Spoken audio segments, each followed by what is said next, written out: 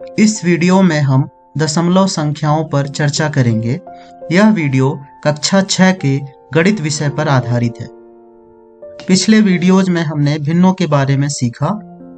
इस वीडियो में हम सीखेंगे कि हम दिए गए मॉडल द्वारा दर्शाए गए भिन्न की पहचान करेंगे, दशमलव संख्याओं को लिखना, पढ़ना और उनका निरूपण करना सीखेंगे। साथ ही साथ हम दशमलव संख्याओं से संबंधित कुछ उदाहरण भी देखेंगे।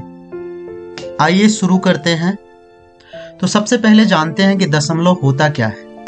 दशमलव एक ऐसी संख्या है जिसे पूर्ण संख्या और कुछ भिन्नात्मक भाग के रूप में दर्शाया जाता है। उदाहरण के लिए 1.5। यहाँ पर एक पूर्ण संख्या है और 0.5 एक भिन्नात्मक भाग है। आइए और कुछ उदाहरण देखें।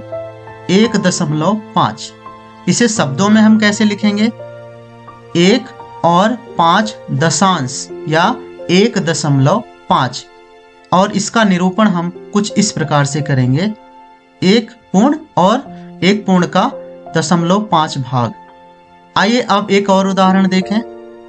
1.05 इसको शब्दों में हम इस प्रकार से लिखेंगे 1 और 5 शतांश या फिर 1.05 और इसका निरूपण कुछ इस प्रकार से करेंगे।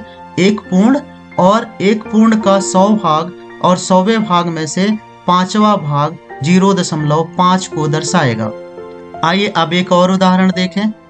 1.005 इसे शब्दों में हम इस प्रकार से लिखेंगे 1 और 5 हजारवां भाग या फिर 1.005।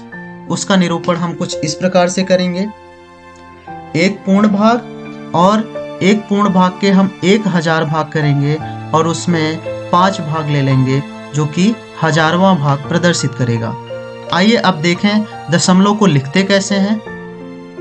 19.042 तो सबसे पहले हम पूर्ण संख्या को लिखेंगे। तो यहाँ पर पूर्ण संख्या है 19। उसके बाद दशमलव बिंदु लिखेंगे। तत्पश्चात आपको यह निर्धारित करना है कि आपको दशमलव के दाईं ओर कितने स्थान चाहिए। तो यहाँ पर 042 कुल मिलाकर 3 स्थान है। तो हम उसके बाद दशांश, शतांश और हजारवां अंक लिखेंगे।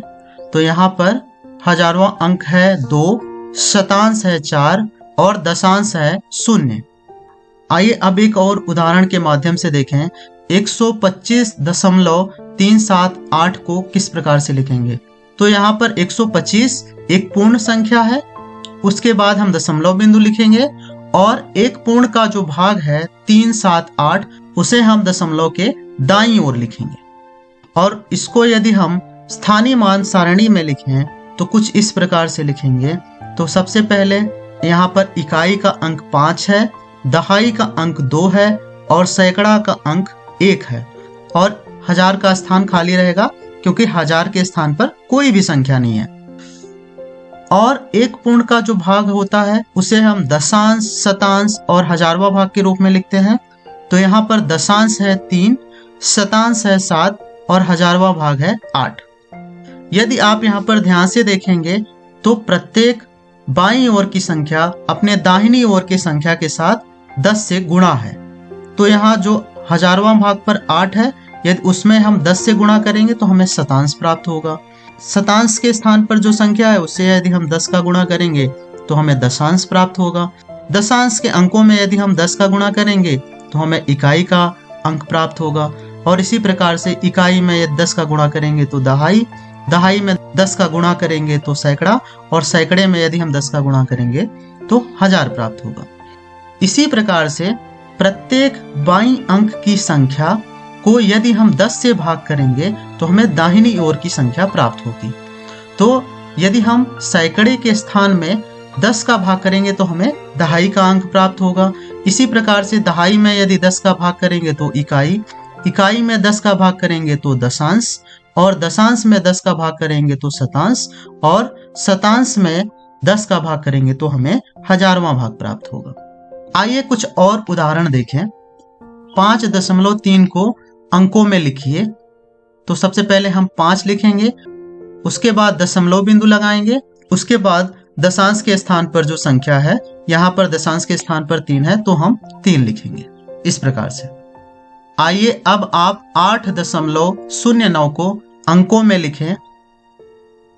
एक और प्रश्न हल करें, 16.045 को भी अंकों में लिखें। आइए अब आप चित्रात्मक निरूपण को देखें और इनके लिए दशमलव संख्या लिखें। तो यहाँ पर प्रदर्शित संख्या होगी, यहाँ पर एक पूर्ण है और एक पूर्ण में से हमने 10 भाग किए हैं और उसका 4 भाग लिया है, इसलिए संख्या होगी 1.4। क्या अब आप इस निरूपण के लिए दशमलव संख्या लिख सकते हैं? बिल्कुल ठीक सोचा आपने। इसके लिए दशमलव अंक होगा 1.16। क्या अब आप इस निरूपण के लिए एक दशमलव संख्या लिख सकते हैं? बिल्कुल ठीक, 1.345, क्योंकि हमने यहाँ पर एक पूर्ण है और एक पूर्ण के 1000 भाग हैं और 1000 भाग में से हमने 345 भाग को छायांकित किया है, इसलिए यह 1.345 को प्रदर्शित करेगा। अब आप इन निरूपण के लिए दशमलव संख्या लिखें। इसी प्रकार से इस निरूपण के लिए भी आप दशमलव संख्या लिखें। क्या आप इसी प्रकार से इस निरूपण के लिए भी दशमलव संख्या लिख सकते हैं? इस वीडियो में हमने सीखा कि दशमलव संख्या को किस प्रकार से लिखते हैं। साथ ही साथ हमने दशमलव संख्याओं को संख्या रूप में, शाब्दिक रूप में और चित्रात्मक निरूपण के रूप में व्यक्त करना सीखा। इस वीडियो में इतना ही। धन्यवाद।